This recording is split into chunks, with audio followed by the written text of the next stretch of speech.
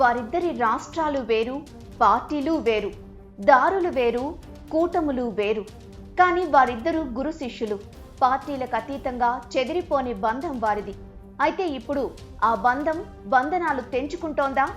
రాబోయే ఎన్నికలు వారి బంధానికి ప్రతిబంధకం అవుతోందా? చంద్రబాబు, రేవంత్ రెడ్డి ఈ ఇద్దరి గురించి ప్రత్యేకంగా చెప్పాల్సిన పని లేదు.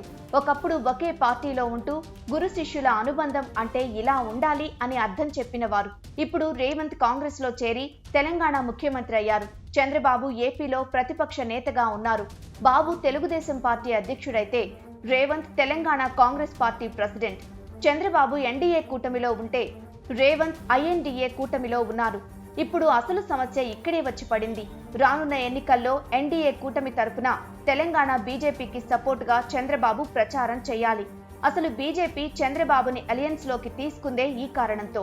సో ఆయన తప్పక బీజేపీకి ప్రచారం చేయాల్సిందే. అయితే తెలంగాణలో అధికారంలో ఉంది కాంగ్రెస్, ముఖ్యమంత్రి రేవంత్.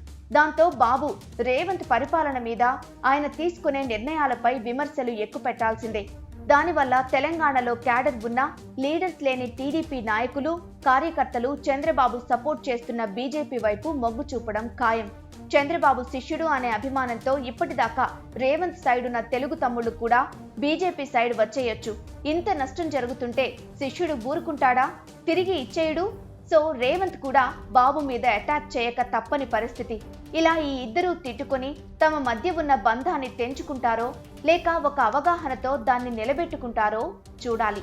ఆంధ్రాలో కూడా ఎలక్షన్స్ ఉన్నాయి కాబట్టి తెలంగాణ కాంగ్రెస్ ప్రెసిడెంట్ గా అక్కడికి వెళ్లి తన పార్టీ తరపున ప్రచారం చేయాల్సిన అవసరం రేవంత్ రెడ్డికి ఎంతైనా ఉంది. ఆల్రెడీ వైజాగ్ లో జరిగిన ప్రచార సభలో పాల్గొన్నారు కూడా. ఇప్పుడు మళ్లీ కొన్ని సభల్లో షర్మిల, ఇతర కాంగ్రెస్ అభ్యర్థుల తరపున ఆయన ప్రచారం చేయాలి. అప్పుడు కేవలం జగన్ ఒక్కడినే విమర్శిస్తే ఆయన చంద్రబాబు మనిషి అని ముద్ర వేస్తారు. ఒకవేళ బాబును కూడా విమర్శిస్తే మనం ముందే చెప్పుకున్నట్లు తెలంగాణలో తెలుగు తమ్ముళ్లు దూరమైపోతారు. ఈ నష్టం ఎందుకులే అని ఒక్క జగన్ని మాత్రమే తిట్టారా? అది నష్టమే. తెలంగాణలో ఉన్న వైసీపీ కార్యకర్తలు, రెడ్డి సామాజిక వర్గం రేవంత్ కి దూరమయ్యే ఛాన్స్ ఉంది. అందువల్ల చంద్రబాబును కూడా తిట్టేస్తే బ్యాలెన్స్ అయిపోద్ది. ఎటు చూసుకున్నా గురు శిష్యులకిద్దరికీ గొంతులో పచ్చి వెలక్కాయ పడ్డట్టయింది. మరి ఒకరిపై ఒకరు విమర్శల దాడి చేసుకుంటారా?